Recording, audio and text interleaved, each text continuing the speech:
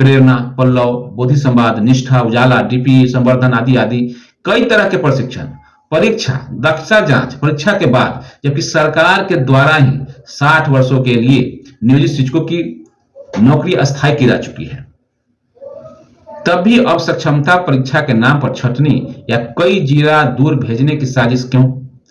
10 से 20 वर्षों की सेवा और पिछली नियमावलियों तथा संवैधानिक अधिकारों के आलोक में प्रमोशन और समान काम समान वेतन के अधिकारों से नियोजित शिक्षकों को वंचित करने की सरकारी साजिश क्यों?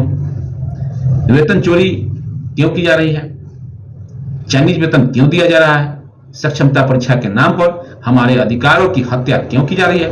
चकमाबाजी, धोखेबाजी क्यों की जा रही है? मुख में राम बगल में छुरी क्यों किया जा रहा है?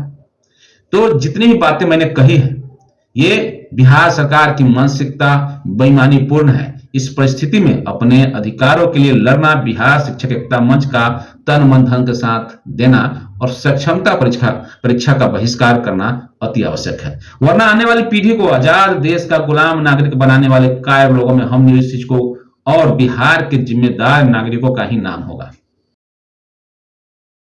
सर्वविदित है कि जिन नियोजित शिक्षकों के कारण 20 वर्षों से आज तक लगातार बिहार की शिक्षा का स्तर ऊंचा उठा है, जो दक्षता परीक्षा पास है या पात्रता परीक्षा के बाद शिक्षक बने हैं, उनकी सक्षमता परीक्षा क्या है? बिहार के मुख्यमंत्री और उनकी मंत्रिमंडल की बेईमानी है। आप ही सोचिए, स्कूल सरकारी स्कूल के बच्चे सरकारी, इसमें कुछ शिक्षक सरकारी, लेकिन इन सरकारी शिक्षकों से कहीं अधिक योग्यताधारी या समान योग्यताधारी नियोजित शिक्षक हैं। वे सरकारी आखिर क्यों नहीं है? ये एक बड़ा सवाल है। जब सरकार को जरूरी पड़े तो कोर्ट या इलेक्शन कमीशन के समक्ष नियोजित शिक्षक सरकारी और सक्षम हो जाते हैं, लेकिन जनता और नियोजित शिक्षकों को उल्लू बनाना हो तो नियोजित शिक्षक सक्षम नहीं हो पाते हैं, ऐसा बताया जाता है। यदि नियोजित शिक्षक असक्षम है तो इन असक्षम नियोजित शिक्षकों के हवाले भारत के भविष्य इन बेगुनाह बच्चों को असक्षम होने हेतु छोड़कर बिहार सरकार जो गुनाह 20 वर्षों से करती आ रही है, उसके लिए मुख्यमंत्री पर देशद्रोह का मुकदमा क्यों नहीं चलना चाहिए? कड़ी से कड़ी सजा क्यों नहीं मिलना चाहिए? वैसे भी मुख्यमंत्री नियोजित शिक्षकों की इज्जत से खेलना ही नहीं जानते। ये तो दोनों सदनों में जनसंख्या नियंत्रण का भद्दा से भद्दा तरीका बताकर बिहार को शर्मसार करना भी जानते हैं। लेकिन बिहार में विद्यालय 9 से 5 चलता है, यह नहीं जानते। शिक्षा मंत्री तो न जाने क्या क्या जानते हैं, लेकिन स्वर्गीय जगन्नाथ मिश्र जी को तो जरूर नहीं जानते हैं। तभी तो नियोजित शिक्षकों को कहते हैं कि आप लोग अब नियोजित से राज्यकर्मी बन रहे हैं तो सक्षमता परीक्षा देनी होगी। तो अब वे ही बताए कि क्या नियोजित शिक्षक अभी भी जो मैंगो माने आम पढ़ाते हैं तो राज्यकर्मी बनने के बाद मैंगो माने केला पढ़ाएंगे क्या? आदमी वही है, पढ़ाई वही है, केवल अनुभव के लाभ की मांग है। तो परीक्षा का ड्रामा करके शिक्षकों को तिरस्कृत करना और नौकरी से हटाकर उनका हक मारना चाहती है सरकार। प्रमोशन का हक, ऐच्छिक स्थानांतरण का हक, समान काम समान वेतन का हक मारना चाहती है सरकार। क्या 20 वर्षों के अभ्यास का कोई मोल नहीं है? आप भी जानते हैं विद्या और ज्ञान में अंतर होता है। विद्या पढ़ने पढ़ाने की वस्तु को कहते हैं और ज्ञान अनुभव आधारित है। जैसे हम किसी को पढ़ा सकते हैं कि गन्ना मीठा होता है, लेकिन उस विद्वान को तब तक इस बात का ज्ञान नहीं होगा जब तक वह गन्ना खाकर नहीं जानेगा कि गन्ना का स्वाद मीठा होता है। जो पहले से ज्ञात किसी अन्य मिठास से अलग होता है, तो क्या 10-20 वर्षों के अनुभव का कोई मोल नहीं है? मैं दावे के साथ कहता हूं कि पलटू चाचा बिहार की जनता को तो पढ़ा सकते हैं, लेकिन जिन पहला, दूसरा, 7वां, 8वां के बच्चों को हम पढ़ाते हैं उसे वे नहीं पढ़ा पा सकते हैं। अब तो हर बिहारियों के लिए सोचने वाली बात है कि शेर आदमखोर हो गया है। आज सरकार को अपने शिक्षा विभाग के दलालों द्वारा एक थाली पर 100 रुपए, एक सेट बेंच पर 2000 रुपए, एक रूम पर 2 लाख रुपए आदि चखने का चस्का लग चुका है। यह सोचने लगे हैं कि शिक्षा विभाग कैसे निजी प्राइवेट हाथों में जाए कि अरबों खरबों रुपए की बैक दरवाजे से आना शुरू हो जाए। एक निजी विद्यालय यदि कल 2 रुपया कमाएगा तो उसमें से 1 रुपया अपने आका काका को यानी सरकार को पहुंचाएगा।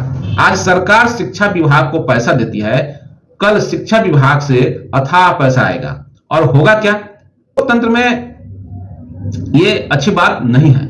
जिस पर सबका हक है यानी जो सरकारी है वह बदल कर प्राइवेट हो जाएगा और उस पर किसी और का हक नहीं होगा। वह किसी एक व्यक्ति का होगा। वहां न शिक्षा समिति होगी, न माता समिति, न निःशुल्क शिक्षा समिति। गरीब गरीब और अशिक्षित ही रह जाएंगे और राज करेंगे अमीर लोग, तथा लोकतंत्र का मुखौटा वाला तानाशाह शासक कोरोना काल में ही सबको पता चल चुका होगा कि सरकारी और प्राइवेट में कितना अंतर है।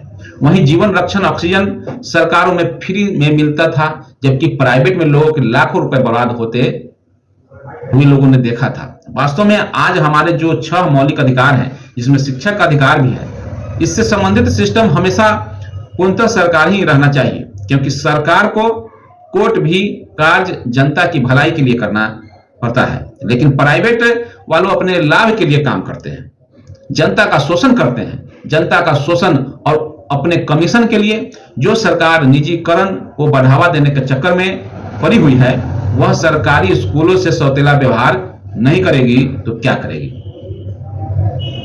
एक और जहां प्राइवेट वालों की मनमानी, न भीसी न कोई परेशानी, जबकि दूसरी ओर सरकारी सिस्टम को कमजोर करना, बदनाम करना और फिर बंद करना, ये चाल है। आप ही सोचिए, बीआरसी सरकारी और उसमें केवल एक बीईओ ही सरकारी, बाकी सभी 10-15 कर्मी प्राइवेट क्यों।